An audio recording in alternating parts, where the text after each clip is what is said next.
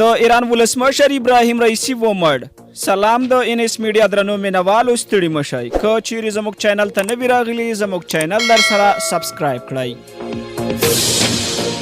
د ایران دولتي تلویزیون تایید کړه چې ولسمشر ابراهیم رئیسی د بهرنیو چارو وزیر حسین امیر عبداللهیان او ورسره مل دولتي هیئت د څرخي الوتکې د نسکورېدو په پیښه کې مړ شوی دی. د ځایي سرچینو په حواله راپور ورکول شوی چې ژوند ژغورونکو نن سهار د الوتکې د نسکورېدو په ساحه کې د الوتکې د بدن ټوټې وموندلې. په الوتکه کې د ابراهیم رئیسی او حسین امیر عبداللهیان ترڅنګ یو تخصیص دولتي هیئت هم مل و. د ایرانی رسنیو په وینا دغه څرخي الوتکه پرون د خرابې هوا له کبله د ایران په شمال لویدیځ کې نسکوره شوه. ابراهیم رئیسی په آذربایجان شرقي ولایت کې چې له آذربایجان هیواد سره څیرمه پروت دی د کایس کلاسي په نوم د اوبو یو بند پرانیست. په دغه مراسمو کې د آذربایجان ولسمشر الهام علیف هم برخه درلوده.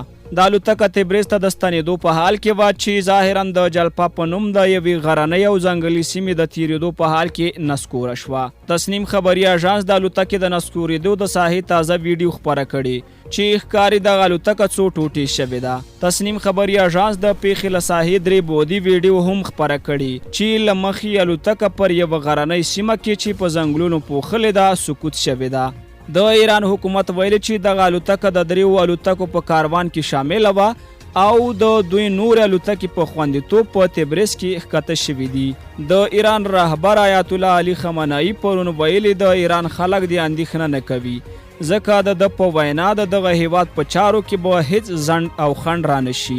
د الوتکې د نسکورېدو په باب د راپورونو له خپرېدو وروسته د عراق، ترکیې، روسیې، آذربایجان او ارمنستان په ګډون ګڼو هیوادونو د پلټنې په عملیاتو کې د همکارۍ ژمنه وکړه. توندلارې سیاستوال 63 کلن ابراهیم رئیسی په 2019 کال کې د حسن روحاني په وړاندې د ولسمشرۍ په ټاکنو کې ماتې خوړلې وه خو په 2021 کال کې د ایران د ولسمشر په توګه وټاکل شو.